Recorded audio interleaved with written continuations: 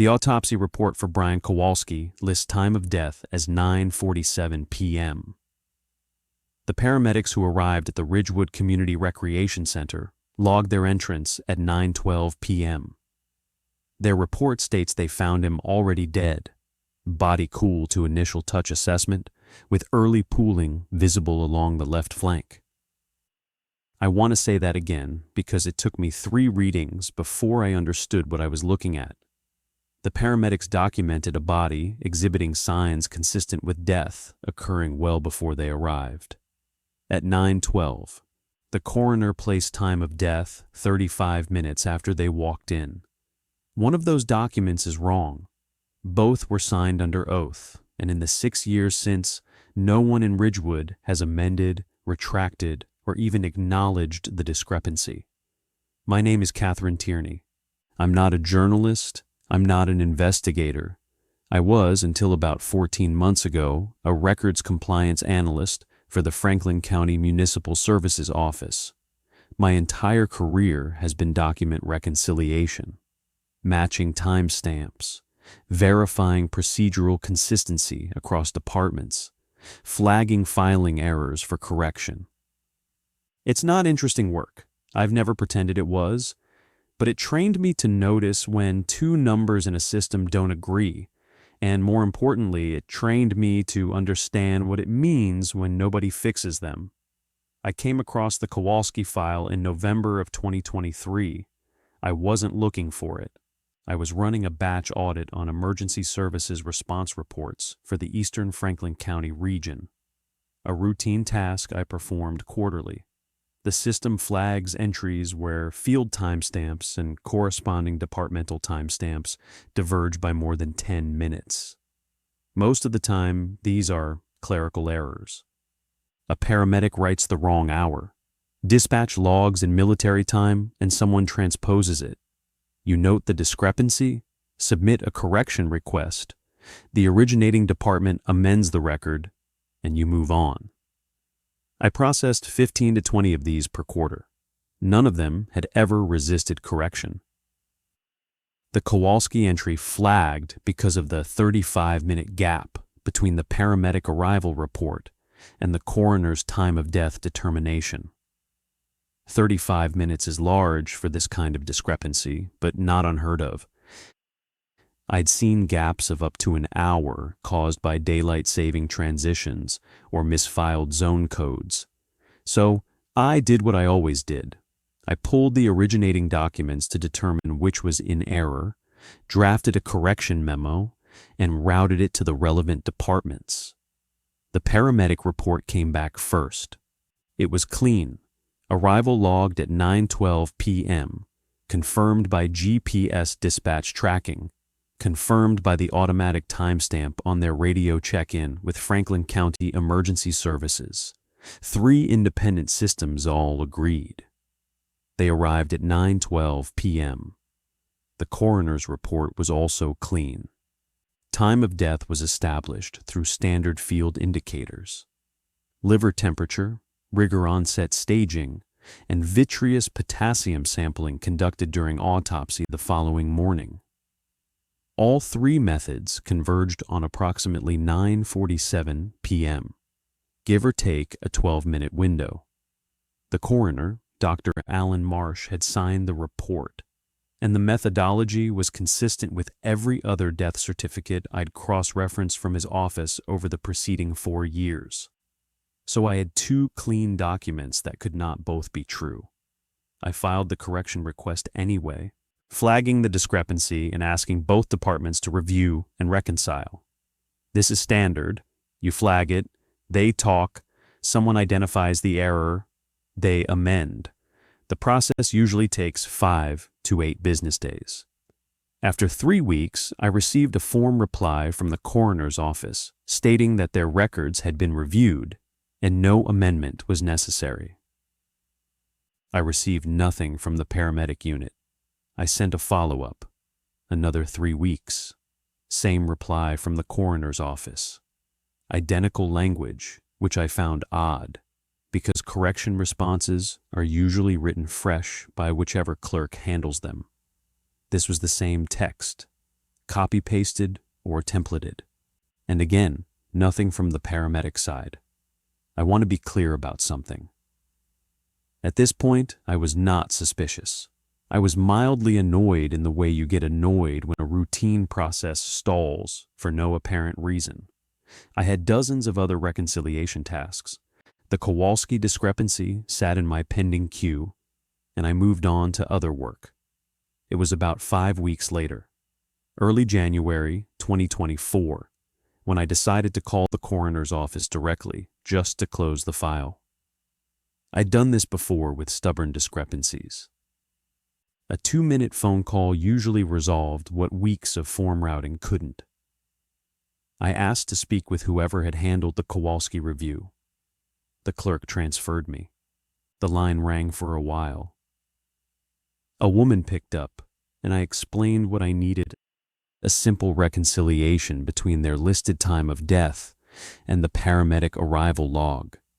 She asked me to repeat the name.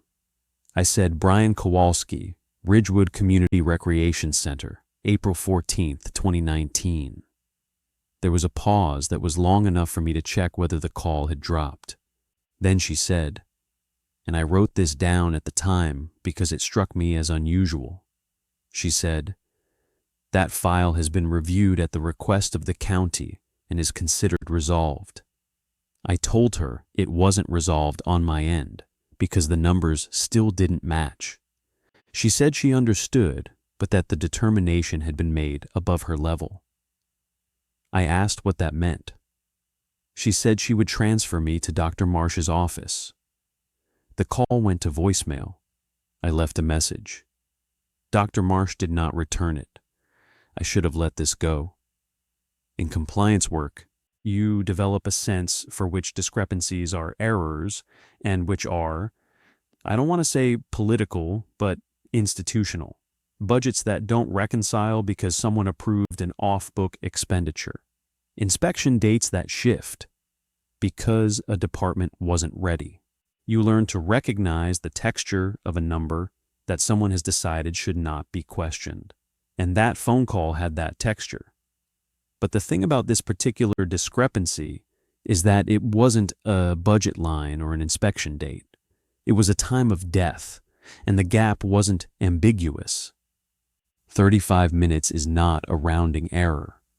A man cannot die 35 minutes after paramedics have already found his body cold, unless the paramedics were wrong about what they found, or the coroner was wrong about when he died, or something happened in between that neither report accounts for.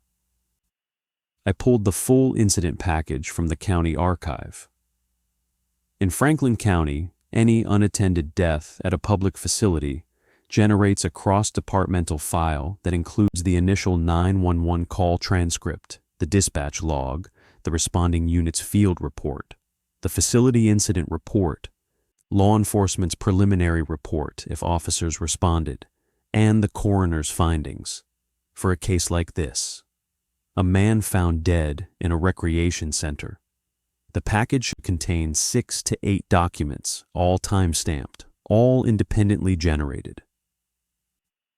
Brian Kowalski's file contained 4 documents: the 911 transcript, the dispatch log, the coroner's report, and a single-page law enforcement summary from the Ridgewood Police Department. The paramedic field report was not in the file.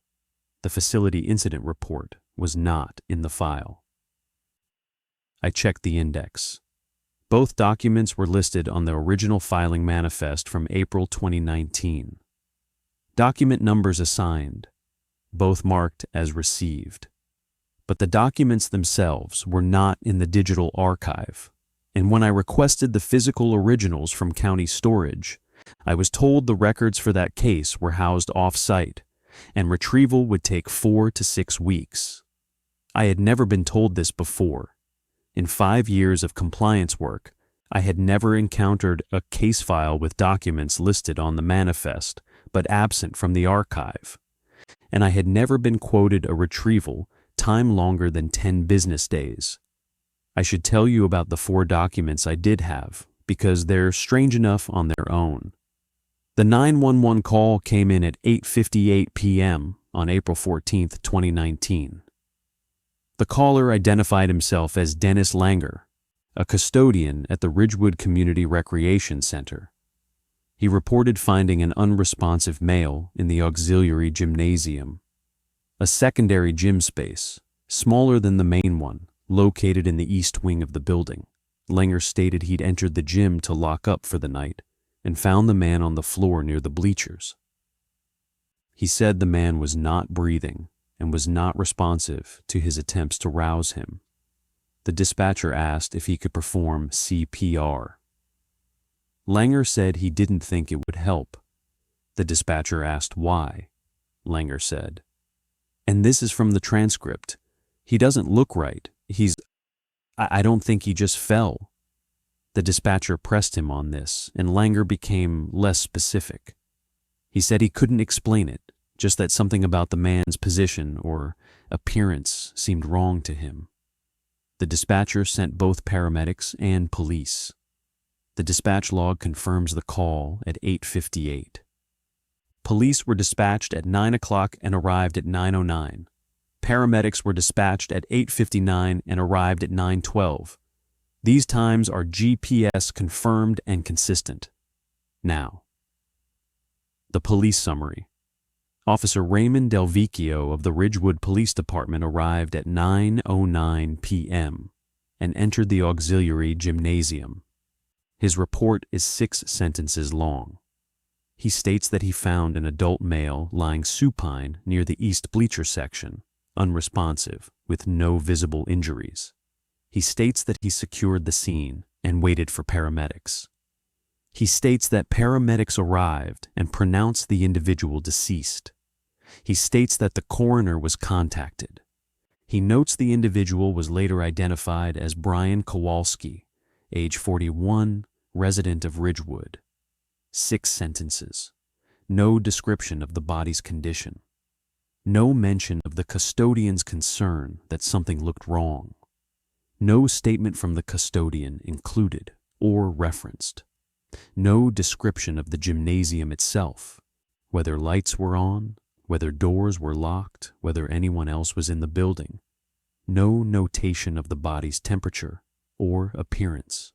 I have read several hundred police preliminary reports in my work. They vary in length and detail, but I have never read one this short for an unattended death in a public building. And here's what I kept returning to. Del Vecchio arrived at 9:09. Paramedics arrived at 9:12. In those 3 minutes, Del Vecchio was alone in the room with Brian Kowalski's body.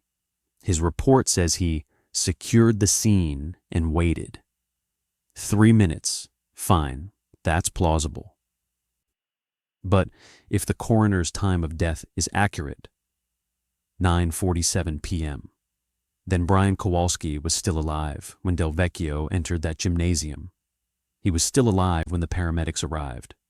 He was still alive for another 35 minutes after trained emergency medical personnel documented him as already dead. I sat with that for a while.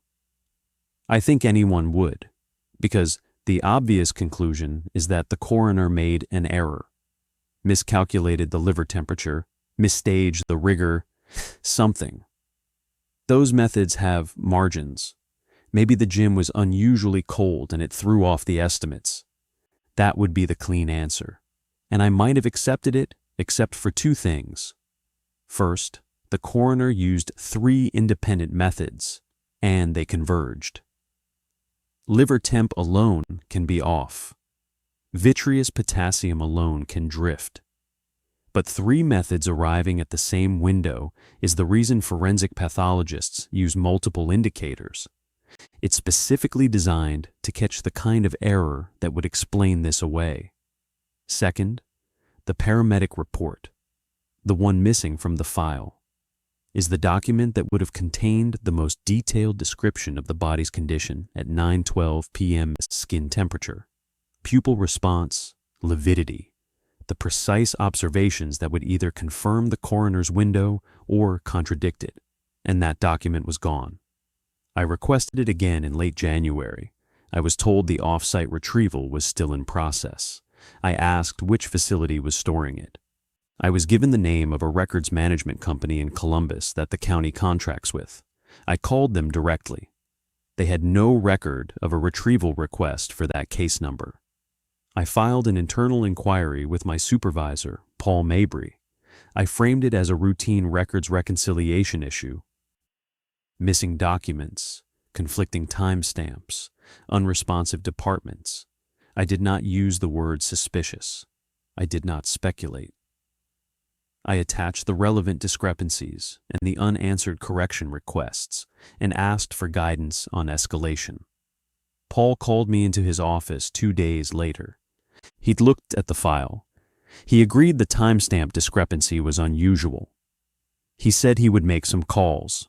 He told me to pause my inquiries until he'd had a chance to speak with the coroner's office and the record storage contractor. He said this was appropriate given that the case involved a death, and that it was better to let a supervisor handle interdepartmental communication on sensitive matters. That sounded reasonable. I waited. 3 weeks later, Paul told me the matter had been reviewed and that the coroner's office stood by their findings.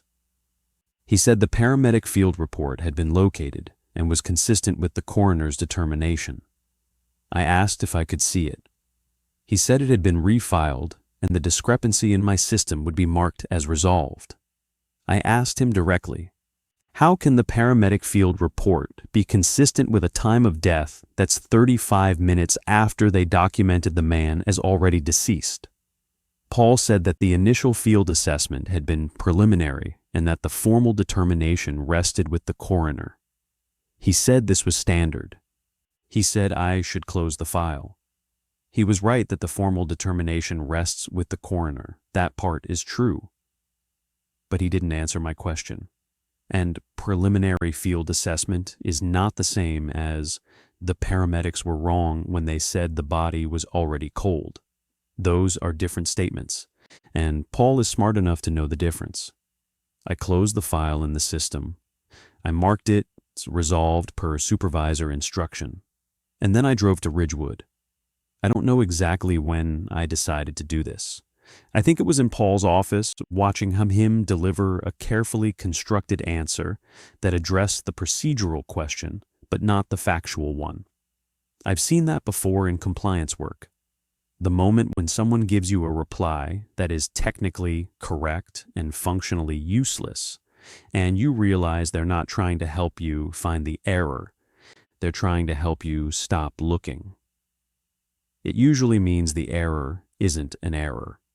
Ridgewood is about 40 minutes east of my office in Franklin County's Central District. It's a small town.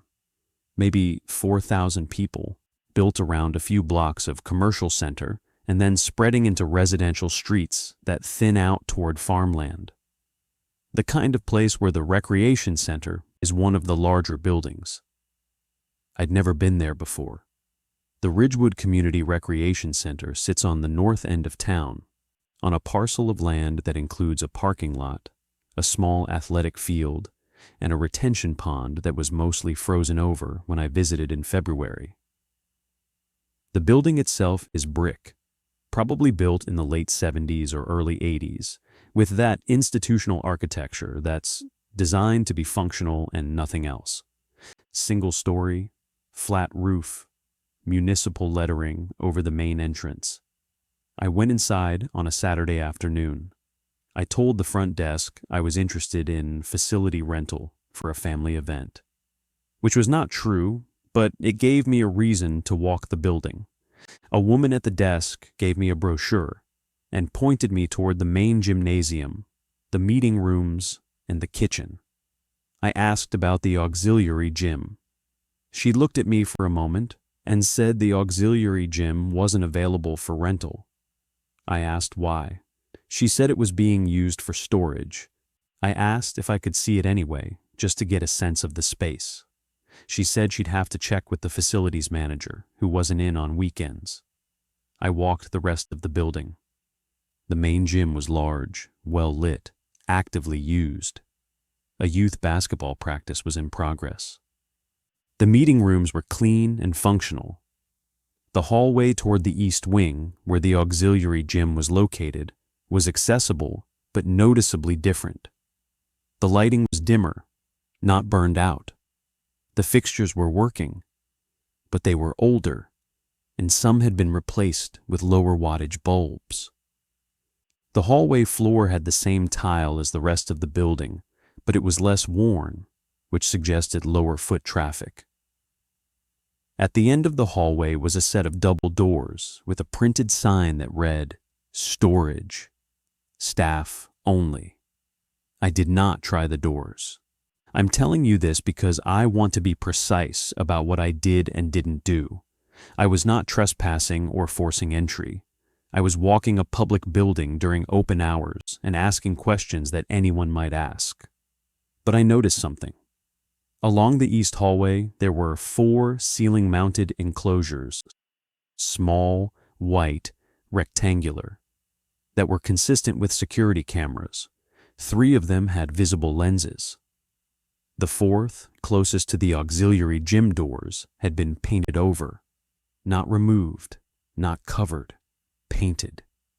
The same institutional white as the ceiling, applied thickly enough that the lens was completely obscured. You could still see the shape of the housing, the mounting bracket, the cable running into the ceiling, but the camera itself had been blinded. I went back to the front desk and asked, casually, whether the building had security camera coverage. The woman said yes, the main areas were monitored. I asked if that included the east wing. She said she wasn't sure, but thought the cameras were mostly in the gym and entrances. I thanked her, took my brochure, and left. Over the next 2 weeks, working on my own time, I pulled everything publicly available on Brian Kowalski.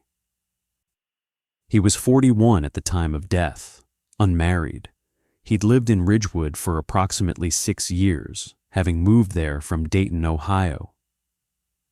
He worked as a route driver for a regional food distribution company. The kind of job where you drive a box truck to restaurants and grocery stores along a fixed delivery schedule. He had no criminal record, no significant social media presence.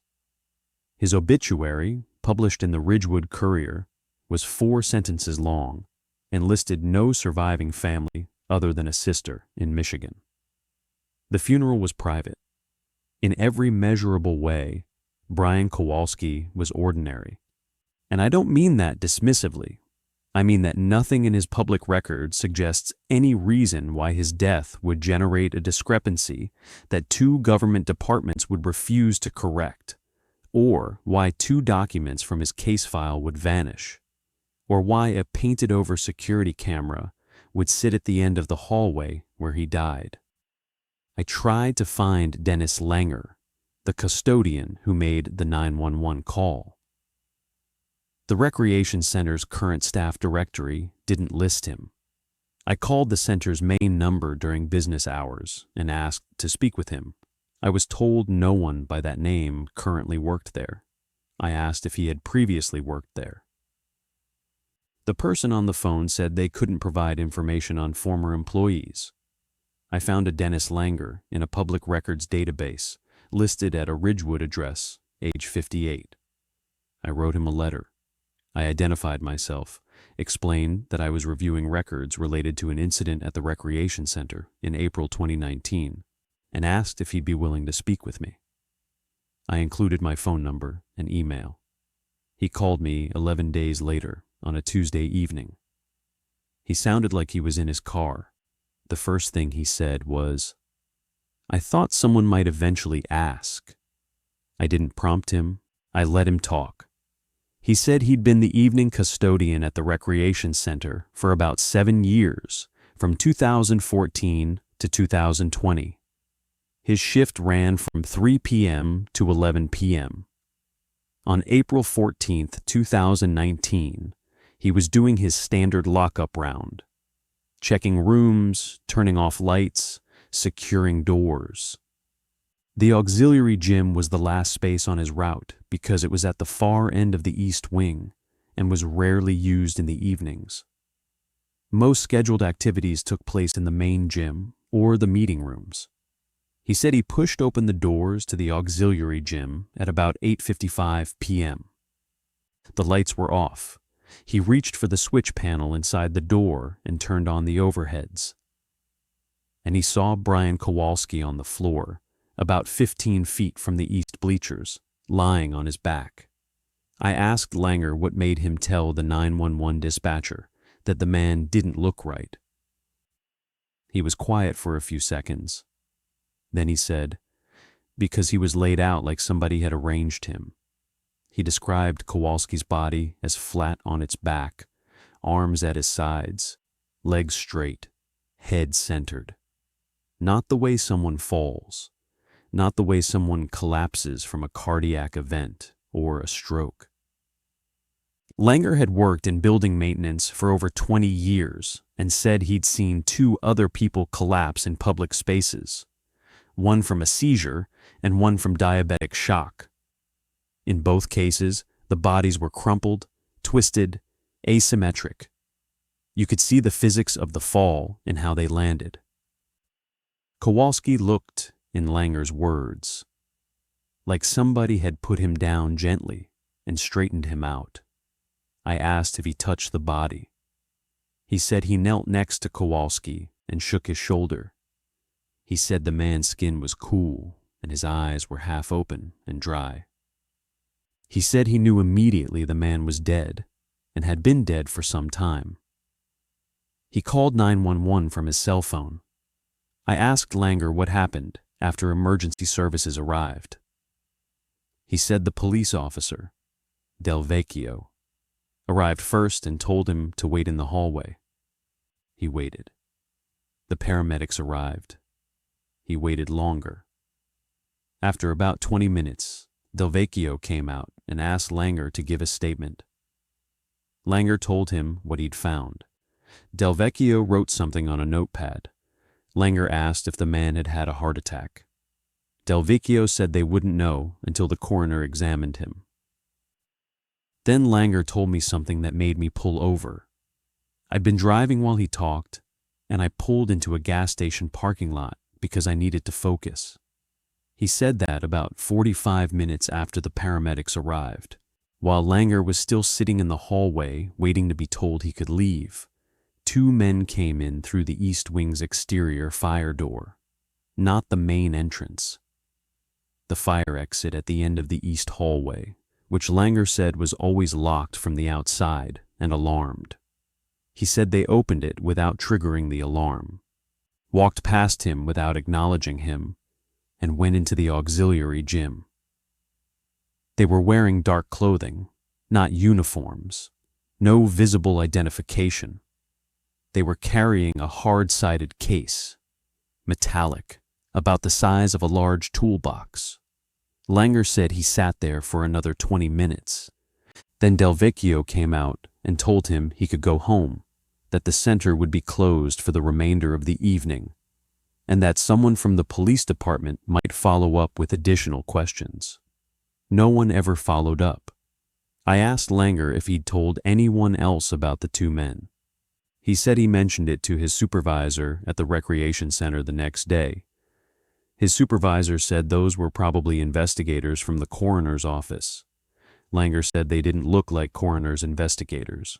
His supervisor said it was handled and that Langer should focus on his regular duties.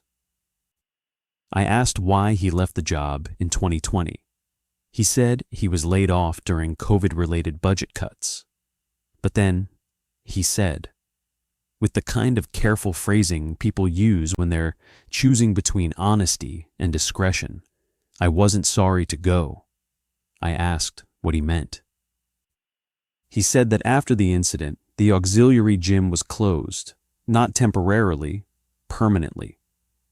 The explanation given to staff was that the space was needed for equipment storage, but Langer said nothing was moved in there for months. The doors were kept locked, new locks, not the old ones. And about 3 weeks after Kowalski's death, a work crew came in one evening. Not the regular maintenance contractor the center used, but a crew Langer didn't recognize. and spent 2 nights doing something in the East Wing. Langer was told to restrict his evening rounds to the main building during that period. He said that after the crew left, the East hallway felt different. He struggled to articulate this. He said the air was different. The acoustics were different. Sounds from the main gym, which he'd previously been able to hear faintly from the East hallway, were gone. The hallway was quieter than it should have been, given that it was connected to the rest of the building by an open corridor. I asked if he'd gone into the auxiliary gym after the work crew left. He said no. He said the new locks were keyed differently from the rest of the building, and his master key didn't work on them. He said he asked his supervisor about getting a key and was told the auxiliary gym was now under direct facilities management authority, and custodial staff didn't need access. He said, I mopped that hallway for another 8 months, and every night it felt like the building was longer than it used to be. I asked him to explain. He said the walk from the main corridor to the auxiliary gym doors used to take him about 15 seconds at his normal pace. After the renovation, he used that word with audible skepticism. It seemed to take longer, not dramatically, maybe 20-25 seconds. He said he never timed it formally. He said it was probably nothing. He said it in a way that made clear. He didn't think it was nothing. I thanked Langer and told him I might reach out again. He said he didn't mind. Before he hung up, he said one more thing. He said, that man on the floor, he wasn't scared. His face wasn't scared. And that bothered me more than anything, because if someone put you on the floor like that, you'd be scared. After the call, I sat in the gas station lot for a while. I made notes. I tried to fit what Langer had told me into the framework I understood. Records discrepancy, missing documents, unresponsive departments. The framework still held, technically. You could explain each piece. The body's position could have been coincidental. The 2 men could have been investigators from a department Langer didn't recognize. The hallway renovation could have been deferred maintenance. The acoustic change could have been new insulation. The locked gymnasium could have been bureaucratic overcaution after a death on the premises. You could explain each piece individually, but you'd be explaining each piece with a different explanation, and none of the explanations would connect to each other, and together they'd form a shape that looked less like a series of coincidences and more like a series of consequences. I went back to the records. This time I wasn't looking at the Kowalski file.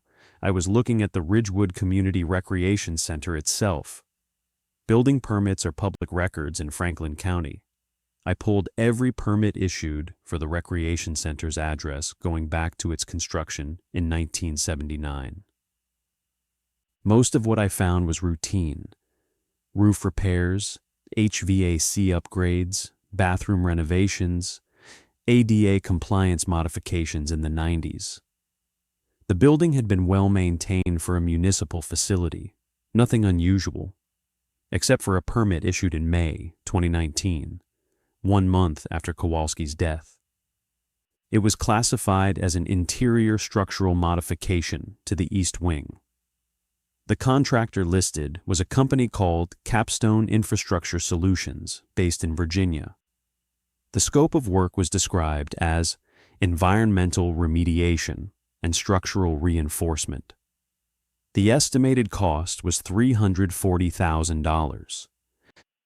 $340,000 for a secondary gymnasium in a small-town recreation center. For context, the entire building's annual maintenance budget, which I pulled from the town's public financial reports, was around $85,000. I looked up Capstone Infrastructure Solutions. They had a website. Professional, minimal, no project gallery, no client testimonials. Their listed services included environmental assessment, structural engineering, and Facility Security Consulting. Their Virginia address corresponded to a commercial office suite in a suburban complex outside Arlington. They had no Better Business Bureau profile, no Yelp reviews, no mention on any construction industry directory I could find. They existed, technically. They had a website and an address, but they had no visible footprint consistent with a company that does $340,000 jobs. The building permit had been signed off by the Ridgewood town building inspector, a man named Gerald Foss. I looked up Foss. He'd been the town building inspector since 2011. He was also, I discovered, a member of the Ridgewood Town Council, which is unusual but not illegal in a small municipality where the labor pool for qualified inspectors is limited. I requested the inspection report associated with the permit. In Franklin County, any structural modification over $50,000 requires a post-completion inspection and a filed report. The report should have been in the public record. It wasn't. The permit was marked as completed, with a completion date of June 2019, but no inspection report was attached, and the system showed no report had ever been filed. I filed a public records request with the town of Ridgewood for the inspection report, the contractor's scope of work documentation, and any communications between town officials and Capstone Infrastructure Solutions regarding the project. The response came back in exactly the minimum required time frame, 15 business days. It included a one-page letter stating that the requested records were exempt from disclosure under an exception for documents related to facility security infrastructure. The letter was signed by Gerald Foss, a building inspector who signed off on a permit that has no inspection report, invoking a security exemption to prevent public review of the work he was supposed to inspect. And the same man sits on the town council that approved the expenditure. I was at this point beyond my professional remit and fully aware of it. I'm a records compliance analyst. My job is to make sure timestamps match. Nothing in my job description covers investigating a small town's spending on classified construction projects at the site of an unexplained death. But I want to explain why I kept going, because I think it matters. The reason is the 35 minutes. Everything else, the missing documents, the painted camera, the two unidentified men, the acoustic changes, the locked gym, the Virginia contractor. All of it is strange, and all of it might have an explanation I can't see. But the 35 minutes are mathematical. Either Brian Kowalski was dead before 9:12 p.m., which means the coroner's triple verified time of death is wrong, or he was alive until 9:47 p.m., which means the paramedics who documented him as deceased were wrong about the condition of the body they were physically touching. Both options require a serious professional failure that no one has been asked to account for, and both options leave a gap in the record. 35 minutes during which something happened that isn't documented anywhere. 35 minutes in a public building with police and paramedics present, and no one can say what happened during that time because the official timeline simply skips from arrival to pronouncement as though nothing in between needs to be explained. I started looking for Brian Kowalski's history more carefully. The surface facts I already had: 41, unmarried, route driver, moved from Dayton. But I dug deeper into public records, and what I found wasn't incriminating or dramatic. It was just slightly inconsistent in ways that were hard to articulate. Kowalski had a valid Ohio driver's license reissued in 2013, consistent with his residence in Dayton. He had an Illinois license issued in 2014, consistent with his move to Ridgewood. But his vehicle registration history showed a gap. No registered vehicle in either state between March 2012 and August 2013. 17 months. for a man whose job was driving. His employment history, reconstructed from public filings and the limited information in his obituary, showed him working for Hargrove Regional Foods starting in 2015. Before that, no listed employer. His tax records, which I could not access, to be clear, would presumably show something, but the public-facing record was blank for the period between his Dayton life and his Ridgewood life. I also found that Brian Kowalski had, in 2011, applied for a passport. I found this through a FOIA database that indexes certain federal application records. The application was filed. I could find no evidence that the passport was issued. I could also find no evidence that it was denied. It simply appeared as filed with no subsequent status update. A filed passport application with no outcome is not inherently unusual.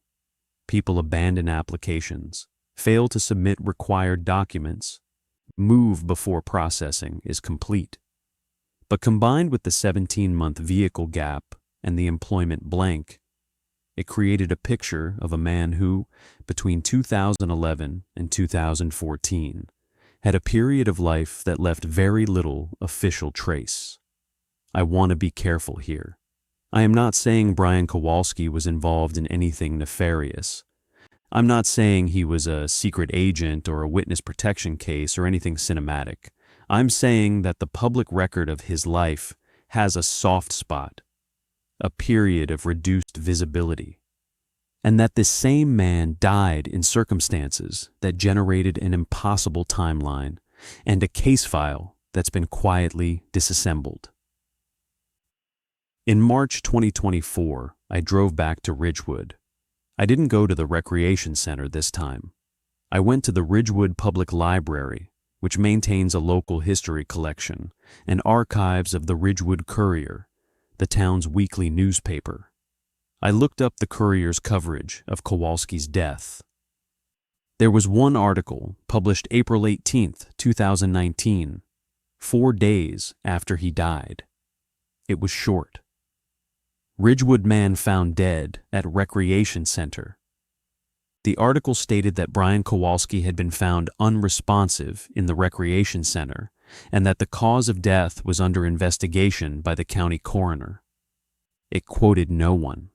It provided no details about the location within the building, the circumstances of discovery, or the emergency response. The following week's edition contained no follow-up, nor did any subsequent edition. I checked the coroner's final determination, which is public. Cause of death was listed as cardiac arrest. Manner of death, natural. A 41-year-old man with no documented cardiac history that I could find died of cardiac arrest in a secondary gymnasium of a public recreation center in a body position that the discovering witness described as arranged, at a time that is contradicted by either the paramedics or the coroner, and the response to his death included 2 unidentified men entering through an alarm door that didn't alarm, a $340,000 classified construction project, the permanent closure of the room where he died, and the disappearance of 2 documents from his case file. And the cause of death is, his heart stopped, which is, in a sense, true of everyone who dies. I was in the library for about 2 hours, reading through back issues of the Courier. I wasn't looking for anything specific, or rather, I was looking for anything that might provide context for what the recreation center was, how it was used, whether the auxiliary gym had any particular history. Mostly I found event announcements, youth sports schedules, town council meeting summaries. But in the June 6th, 2019 edition, about 7 weeks after Kowalski's death, I found a small item in the town council meeting minutes.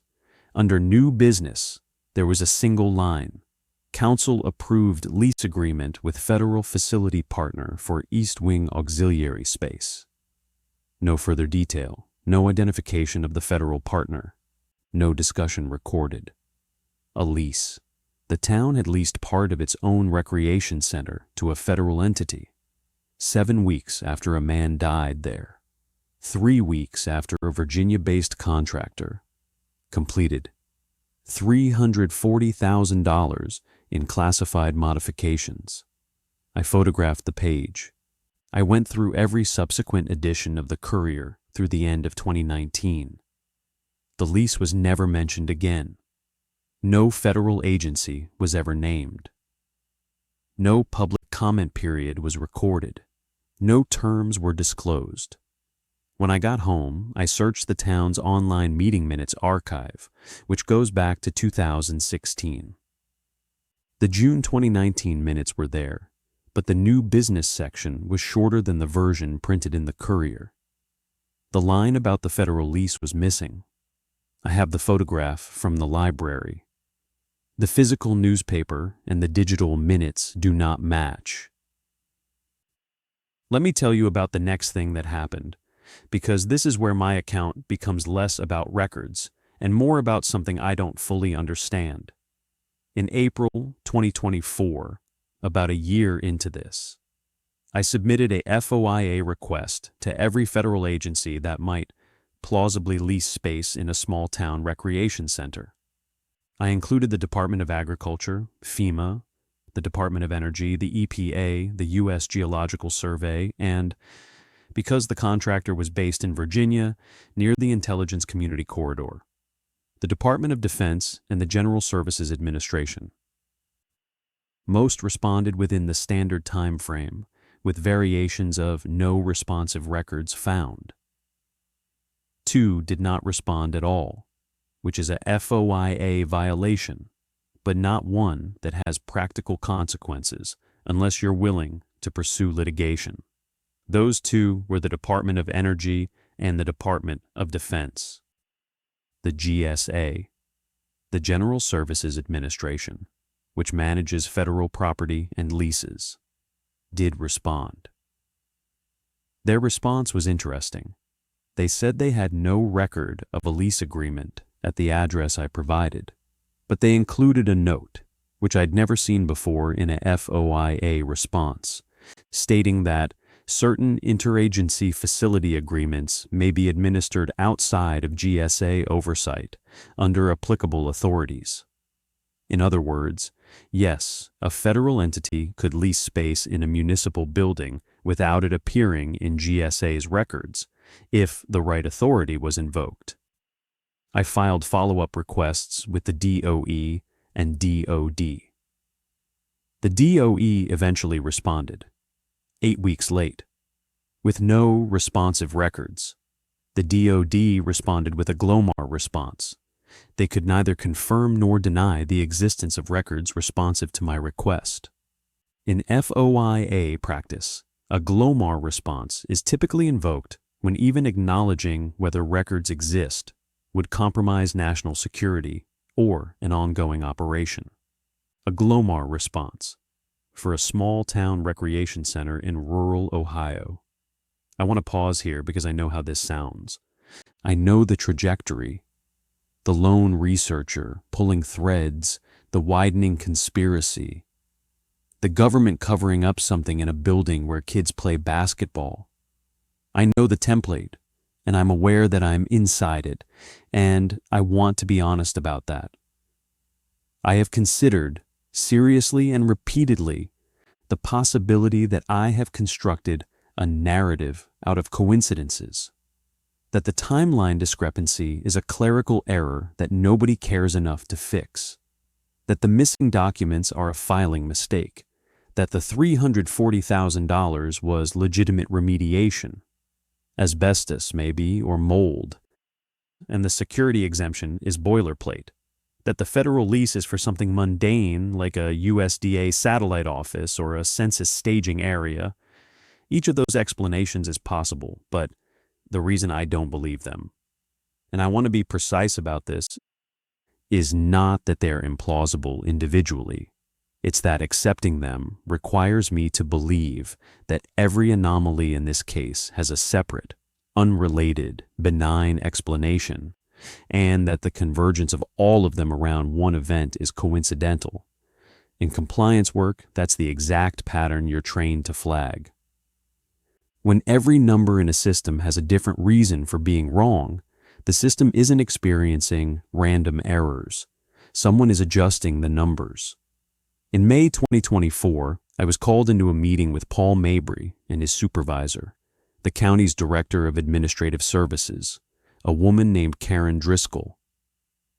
I'd met Driscoll once before, at a department onboarding session.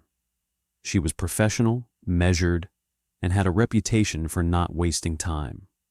She asked me about my FOIA requests.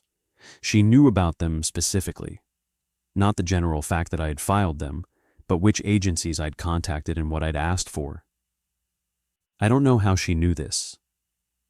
FOIA requests are between the requester and the agency. My employer should not have been informed unless someone at one of those agencies contacted the county. She told me that my inquiries were creating unnecessary interdepartmental friction, and that several of my requests had been flagged for review by agencies that had contacted the county seeking clarification on whether my requests were official. She said that they were not official. I was not acting in my capacity as a county employee, and my requests did not represent the county's position. I agreed. I told her my requests were personal, filed on my own time, on my own behalf. She said she understood, but that the optics were problematic, and that she was advising me, not directing, advising, to discontinue inquiries that could be perceived as the county investigating federal activities. I asked her which agency had contacted the county. She said she wasn't at liberty to share that. I asked her if she was aware of the timeline discrepancy in the Kowalski case file. She said the matter had been reviewed and resolved. She used the same language Paul had used months earlier, reviewed and resolved. I said, "The numbers still don't match." She said, "Catherine, some files are closed for reasons above our level. That's not a conspiracy. That's jurisdiction." I was not fired. I was not formally disciplined. But within 2 weeks, my quarterly audit assignments were restructured so that I no longer reviewed emergency services response reports. My portfolio was shifted to utility billing reconciliation and vehicle fleet maintenance logs. The change was explained as a departmental efficiency rebalancing. I stopped filing FOIA requests. I stopped calling the coroner's office. I stopped driving to Ridgewood for about 3 months. June through August 2024, I didn't do anything related to the Kowalski case. I did my new, narrower job. I went home. I tried to let it go. But I couldn't stop thinking about the 35 minutes. Not the conspiracy, not the contractor, not the Glomar response. The 35 minutes. Because that's not a policy question or a jurisdictional question. It's a factual question. A man was either dead or alive at 9:12 p.m., and the two official answers are mutually exclusive, and nobody will say which one is wrong. In September 2024, I received a letter at my home address, no return address, postmarked from Columbus, Ohio. Inside was a single sheet of paper, a photocopy, slightly degraded, of what appeared to be a page from a medical document. It took me a while to identify it because it was just one page out of context, but the header format and field labels were consistent with a paramedic field assessment report. The patient name field was redacted with a black marker, but the date was visible, April 14th, 2019. The location field read, Ridgewood Community Recreation, Centro, Auxiliary Gym. This was the missing paramedic report, or one page of it. The page I received was the vitals assessment section, and it contained a field that I had to read several times because it didn't make sense and still doesn't. Under initial patient assessment, The responding paramedic had checked the box for cardiac rhythm detected. Below that, in the handwritten notes section, the paramedic had written, "Sinus rhythm present on monitor. Rhythm inconsistent with clinical presentation. No pulse palpable. Skin cool, mottled. Lividity present left flank. Rhythm sustained without palpable output for duration of assessment, approximately 6 minutes. Rhythm terminated spontaneously at 9:18 p.m. See attached." I need to explain why this is significant, because the clinical language obscures something extraordinary. The paramedics arrived at 9:12. They attached a cardiac monitor to a man they had identified correctly, based on skin temperature, lividity, and absence of pulse, as dead. The monitor showed a heartbeat, a normal sinus rhythm, a pattern consistent with a living heart. But the man had no pulse. His blood was pooling. His skin was cool. He was, by every physical indicator, dead. And his heart was beating. For 6 minutes, from 9:12 to 9:18, a dead man's heart produced electrical activity on a monitor, while the rest of his body exhibited signs of death that would take a minimum of 30 to 45 minutes to develop. Then, at 9:18, the rhythm stopped on its own. The coroner's time of death, 9:47 p.m., suddenly had a different possible meaning. What if Dr. Marsh wasn't estimating when the heart stopped? What if his tests were measuring something else? The final cessation of whatever biological process was still operating in that body after clinical death. I don't know. I don't have the medical expertise to fully interpret this, but I know that the paramedic report, the document that would have made this discrepancy explainable, that would have given context to both the field assessment and the coroner's findings, was removed from the case file, and someone, presumably someone who had access to the original, sent me 1 page of it, the 1 page that mattered most. I don't know who sent it. I don't know if they sent it to help me or to test what I would do with it. I made a copy of the letter and the enclosed page. I put the originals in a safe deposit box, and I sat with it for a long time. A heart that beats in a dead body is not unheard of. There's a phenomenon called a dying heart. After clinical death, cardiac cells can continue firing electrical impulses for a period, sometimes minutes. It's called pulseless electrical activity, PEA, and it's well documented in emergency medicine. By itself, PEA would be an oddity, but not an impossibility. But PEA doesn't produce a clean sinus rhythm. It produces disorganized, degrading electrical activity. The paramedic's note said sinus rhythm, normal, organized, as if the heart were beating with purpose in a body that had been dead long enough to show lividity.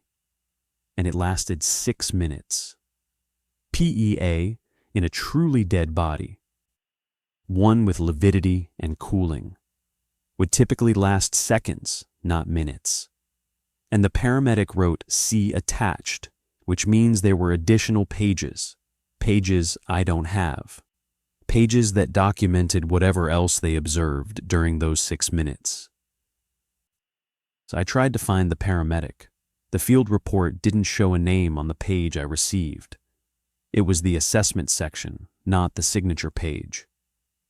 But the dispatch log listed the responding unit as Franklin County EMS Unit 7. I checked the April 2019 shift roster through a public records request. Unit 7 on the evening of April 14th was staffed by Thomas Keenan, paramedic, and Lisa Havel, EMT. Thomas Keenan retired from Franklin County EMS in 2021. Lisa Havel transferred to a private ambulance service in 2020. I found Keenan through the same public records methods I'd used for Langer.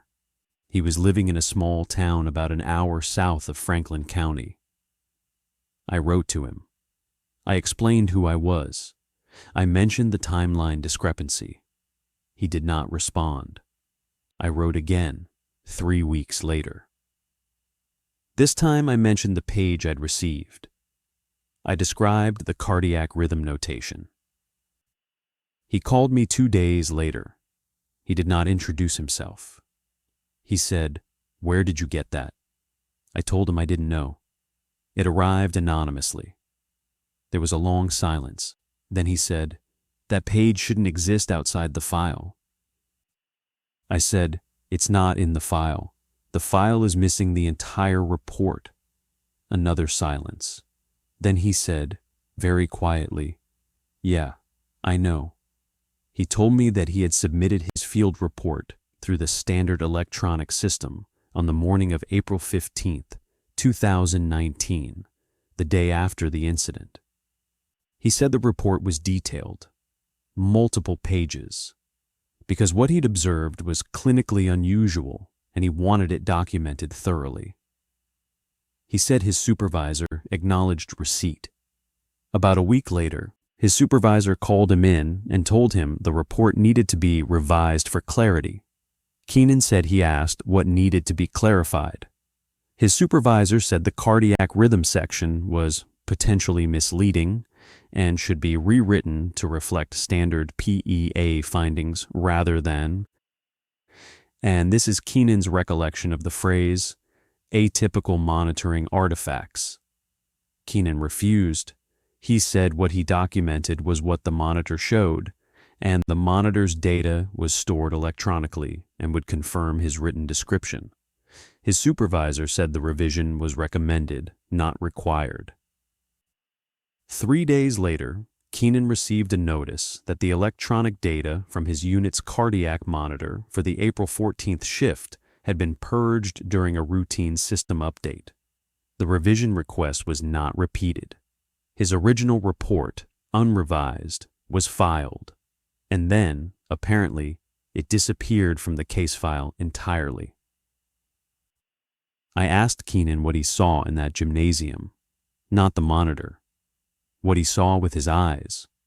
He said, "The body was wrong." I asked him to be more specific. He said the man was lying on his back in a position that looked deliberate. This matched Langer's account.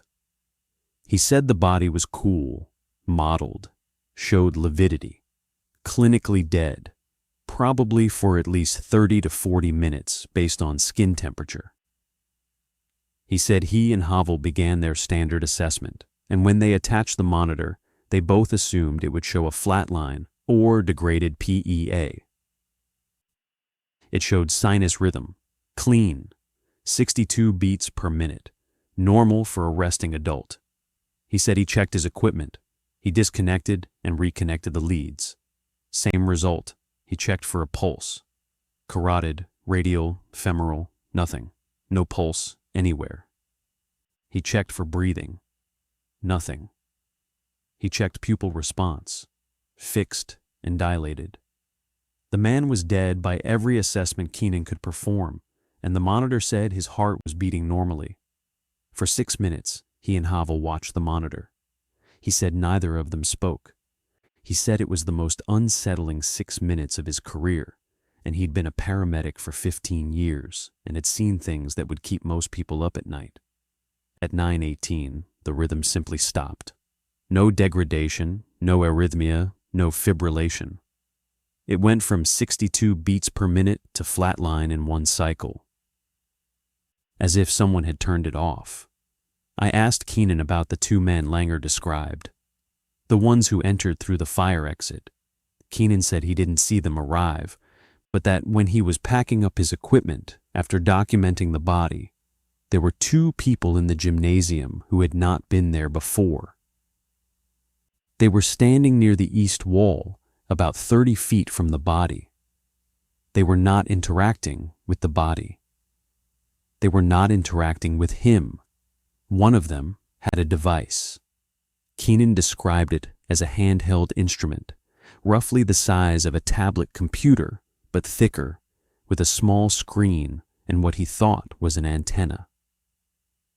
The other was standing still, looking at the ceiling, looking at the ceiling. Keenan said.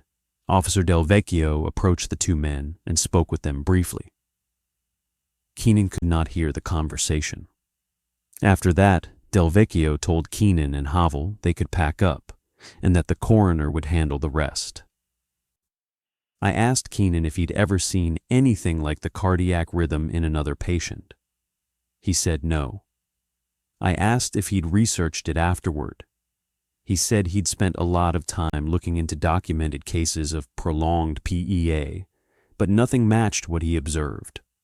PEA in a body with established lividity, producing a clean sinus rhythm at a normal rate for 6 continuous minutes. He said he'd found no literature describing that. I asked him why he retired. He said it was for personal reasons. Then he said, I put in 20 years. That's enough for anyone.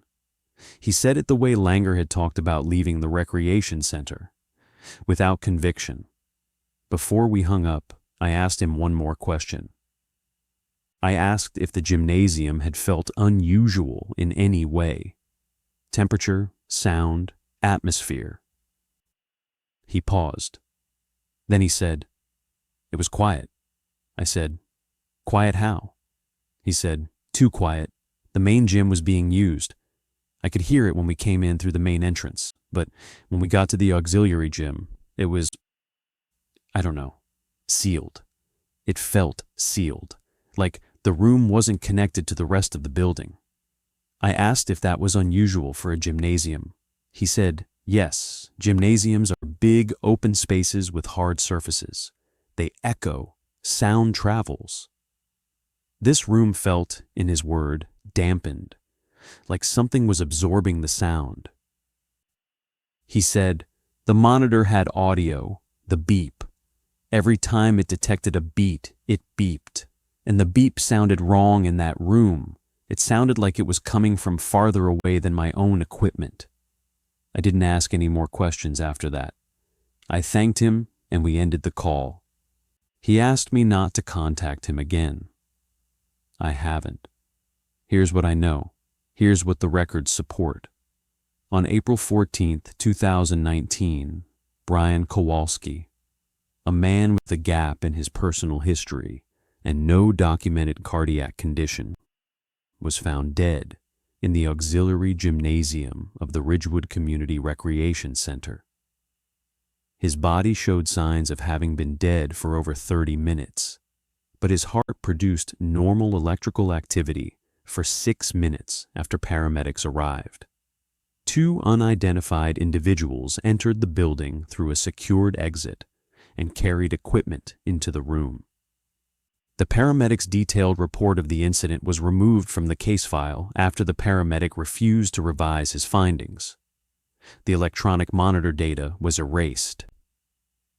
Within weeks, the room was locked. A Virginia contractor performed $340,000 in classified modifications, and the town leased the space to an unnamed federal entity, a lease the digital record of which was subsequently removed from the town council's online minutes. The coroner's time of death, 9:47 p.m., is 29 minutes after the cardiac rhythm stopped on the monitor at 9:18 p.m., which means there may be a third interval from 9:18 to 9:47, during which something continued to register on whatever instruments those 2 men were carrying. 29 minutes after the heart stopped, the body still doing something. I don't know what Brian Kowalski was. I don't know if he knew what he was. I don't know if the gap in his history is related, or if he ended up in that gymnasium by accident or by design. I don't know what was done to the auxiliary gym in June 2019, or what equipment is in there now, or what a federal entity does with a gymnasium in a small town recreation center that is officially listed as a storage room. But I know that the official timeline of Brian Kowalski's death has 35 minutes in it that no document accounts for. I know that every person who observed those minutes directly has been silenced, discredited, transferred, or retired and I know that the room where he died has been sealed, modified, and absorbed into a system that I cannot see and that will not acknowledge itself. In December 2024, I drove past the Ridgewood Community Recreation Center. One more time, I didn't go in. I slowed down as I passed the east wing. The windows of the auxiliary gymnasium, which I had noted on my first visit as having standard frosted institutional glass, had been replaced. The new windows were solid, no glass at all, just flat panels painted to match the brick at a glance, but clearly not masonry. They looked like, I don't know, shielding. There was a car in the parking lot near the East Wing's fire exit. Black SUV, federal plates. It was idling. I kept driving. I don't go to Ridgewood anymore. I still work for the county, but in a role that will never bring the Kowalski file across my desk again. I have a safe deposit box with a photocopied page from a report that officially doesn't exist, documenting a cardiac rhythm in a dead man that officially didn't happen. Sometimes, when I'm processing a fleet maintenance log or reconciling a utility bill, I'll notice a discrepancy, a date that doesn't match, a number that's slightly off, and I'll feel a brief, involuntary spike of something I can only describe as recognition, and then I'll correct it or flag it and move on, because that's my job, and most discrepancies are just errors. But I think about the 35 minutes. I think about a heart that beat at 62 beats per minute in a body that was already cold. I think about a room that got quieter than it should have been, in a hallway that got longer, and a man on a floor who didn't look scared. And I think about what Karen Driscoll said to me. Some files are closed for reasons above our level. She said it like it was reassurance, like I should take comfort in the idea that someone, somewhere, at a level above mine, understood what happened in that room and had it handled. But the thing I can't stop turning over is this. The timeline wasn't classified. It wasn't redacted.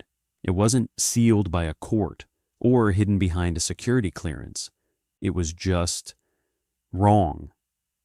Openly, obviously wrong, sitting in a public case file that anyone with a records request could access, and no one fixed it. If the people who sealed that room and erased that data and leased that space had the power to do all of that, and they clearly did, then they had the power to fix a 35-minute discrepancy in a coroner's report. It would have been the easiest thing in the world. Change one number, align the timeline, make the file boring. They didn't, which means either they didn't care enough to clean up a detail that small, which seems unlikely given how thoroughly they cleaned up everything else, or the discrepancy is there on purpose. And the only reason I can think of to leave an impossible number in a public file is if it functions as a marker, a flag, a way of identifying who looks and who looks closely and who looks closely enough to ask questions. I looked closely enough. I don't know who sent me that page, but I think about the fact that it arrived after I'd been formally advised to stop, after my audit assignments were changed, after I'd gone quiet for 3 months. Someone waited until I stopped looking, and then they gave me the one piece of evidence most likely to make me start again. I didn't start again, but I didn't throw it away either. The recreation center is still open. Youth basketball still runs in the main gym on Tuesdays and Thursdays.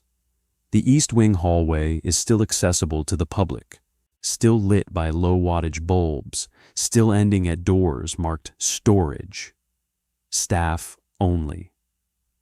And behind those doors, in a room that a janitor says felt arranged, and a paramedic says felt sealed, and a contractor spent $340,000 modifying for purposes no one will describe, something is either still happening or waiting to happen again. And the 35 minutes are still in the file. Still wrong. Still uncorrected. I check sometimes. I log into the county record system and pull the Kowalski case. The timestamp discrepancy is still there. It hasn't been resolved. It hasn't been removed.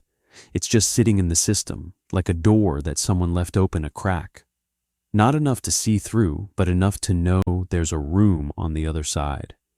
I don't open it, but I know it's there. And I think, sometimes, about what might happen if I stopped checking. If I stopped pulling that file every few months and confirming the discrepancies still existed.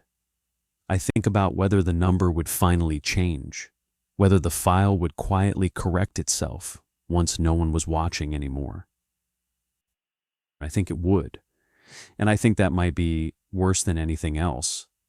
The possibility that the only thing keeping that 35-minute gap in the public record is the fact that I, specifically, keep looking at it, that my attention is the thing that pins it in place, that if I look away, the last visible trace of whatever happened to Brian Kowalski will simply smooth over, the timeline will finally reconcile, and the file will become what everyone has been telling me it already is: resolved.